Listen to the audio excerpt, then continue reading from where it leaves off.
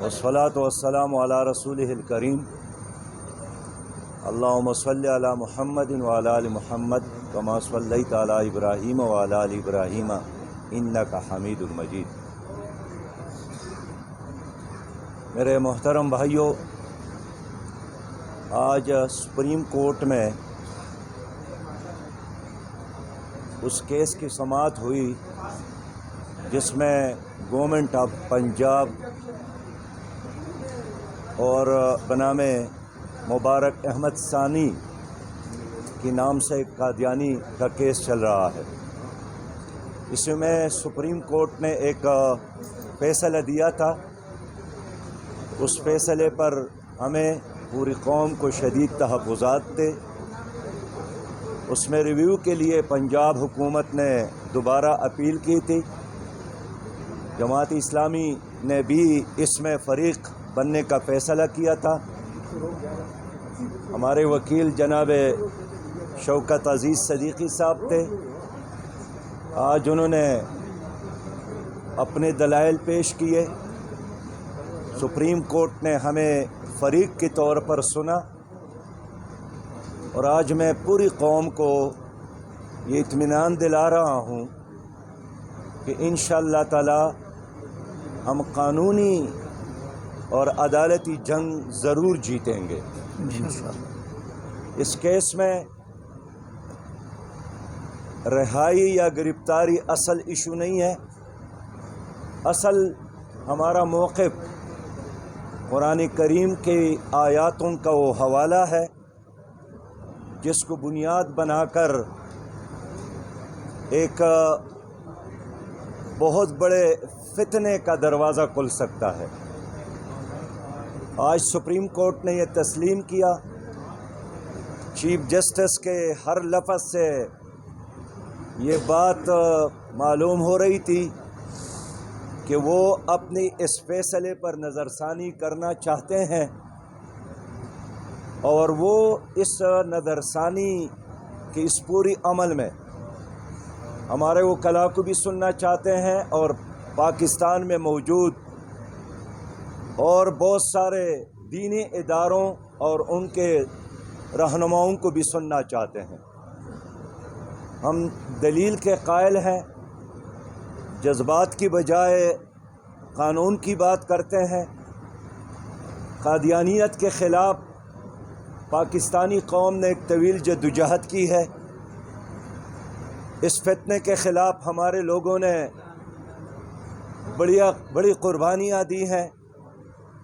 سب سے پہلے سید ابو العلا مودودی رحمۃ اللہ علیہ کو اسی مسئلہ قادیانیت میں پھانسی کی سزا سنائی گئی تھی۔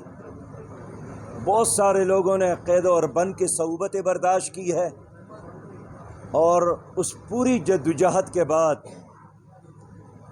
ہمارے آئین میں قادیانیت کے بارے میں ایک بالکل واضح اور کلیئر فیصلہ موجود ہے۔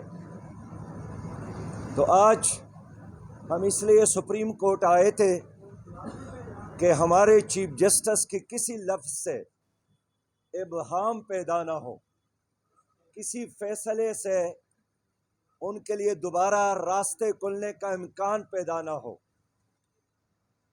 انہوں نے آج خود ایک پریس ریلیز جاری کیا تھا۔ اس پریس ریلیز کو بھی ہم نے اپریشیٹ اس لیے کیا کہ انہوں نے دعوت دی کہ اگر دینی اور مذہبی اور پاکستان کے اہل علم آ کر اس مسئلے میں ہماری رہنمائی کرنا چاہتے ہیں تو ہم سننے کے لیے تیار ہیں، اور اس لیے ہم آج سپریم کورٹ آئے ہیں۔ انہوں نے 3 ہفتے کا وقت دیا، مختلف اداروں کو انگیج کرنا چاہتے ہیں۔ خوشی تو یہ ہوتی، اچھی بات تو یہ ہوتی کہ آج ہی سپریم کورٹ یہ فیصلہ کر ہی لیتے اور اپنے فیصلے پر نظر ثانی کر کے قوم کو ایک خوشی کا پیغام دیتے، لیکن انہوں نے بہرحال مزید اداروں کو، مزید شخصیات کو، وکلاء کو سننے کا ایک فیصلہ کیا ہے۔ ہم انشاءاللہ تعالی آئندہ لمحے پھر آئیں گے، اور پوری قوم کو اطمینان دلاتا ہوں انشاءاللہ کہ ہم سپریم کورٹ میں یہ کیس ہر صورت میں جیتیں گے انشاءاللہ۔ یہ 2.25 ارب مسلمانوں کا مسئلہ ہے، 25 کروڑ پاکستانیوں کا مسئلہ ہے، اور ہمارے ایمان کا مسئلہ ہے، ہمارے دین سے محبت کا مسئلہ ہے، ہماری غیرت کا مسئلہ ہے۔ ہر پاکستانی ان دنوں ایک بہت بڑے پریشانی سے گزرا ہے، اس لیے کہ نبی مہربان صلی اللہ علیہ وسلم کے حوالے سے ہر عاشق رسول اور ہر غلام مصطفیٰ صلی اللہ علیہ وسلم اپنی جذبات اور احساسات کے معراجوں پر ہوتا ہے، ہر قربانی دینے کے لیے تیار ہوتا ہے، لیکن ہم نہیں چاہتے ہیں کہ ملک میں کوئی فساد ہو۔ ہم یہی چاہتے ہیں کہ ایک پرامن دلیل کے اور قانون اور قرآن اور سنت کے رہنمائی میں یہ مسئلہ حل ہو جائے۔ میں اپنے وکیل جناب شوکت عزیز صدیقی صاحب کا بھی شکریہ ادا کرتا ہوں کہ انہوں نے بڑے اچھے انداز میں نہ صرف جماعت اسلامی کی بلکہ 25 کروڑ عوام کی بہترین ترجمانی کی۔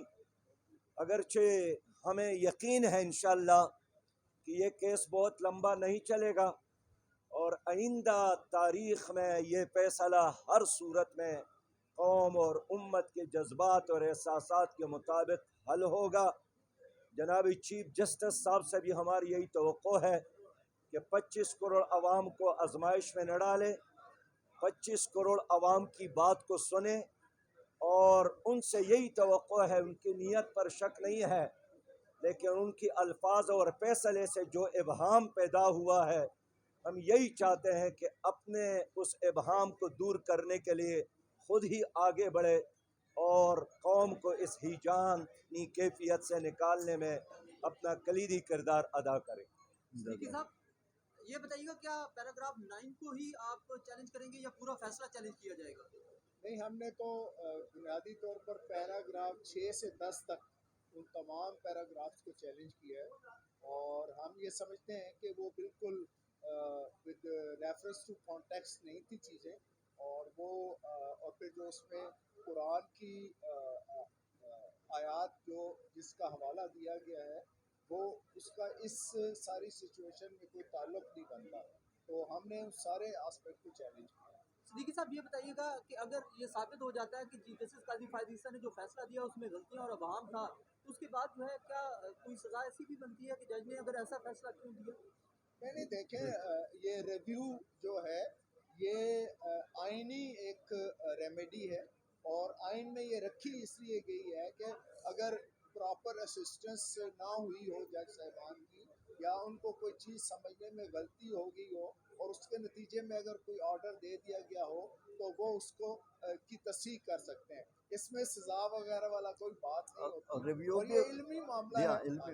انہوں نے خود ہی کرنی ہے ریویو بھی۔ آپ جیورسٹ ہیں، آپ وکیل بھی ہیں، اس کیس کے اندر ریٹروسپیکٹو ایشوز کے اندر ایک معاملہ سامنے آیا، تو کیا آپ یہ سمجھتے ہیں کہ ایک ریٹروسپیکٹو چیز میں جا کر ایک جرم ہوا ہے کسی اور سال میں اور ایف آئی آر نکلی ہے کسی اور سال کے اندر، تو یہ فیصلہ درست نہیں تھا؟ دیکھیں آپ اس میں بنیادی طور پر وہ جو فیصلہ ہے نا 6 فروری کا، اس سے تاثر یہ ابھرتا ہے کہ شاید یہ فرد واحد کے خلاف کیس ہے، ویئر ایز وہ بہت سارے لوگوں کے خلاف کیس ہے، پرنٹر کے خلاف کیس ہے، پبلشر کے خلاف کیس ہے، اس پریس کے آنر کے خلاف کیس ہے، پھر جو ان چیزوں کو اون کرتے ہیں ان کے خلاف کیس ہے۔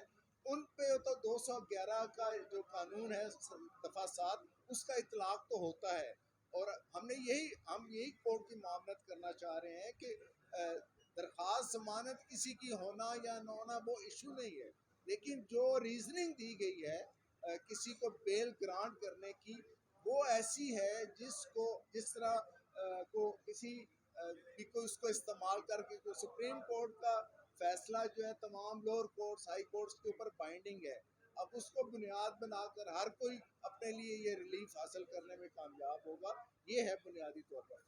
Thank you.